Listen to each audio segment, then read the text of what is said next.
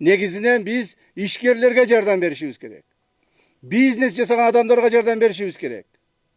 Мына мен бардыңыздардын алдыңарда тапшырма коюп кетем.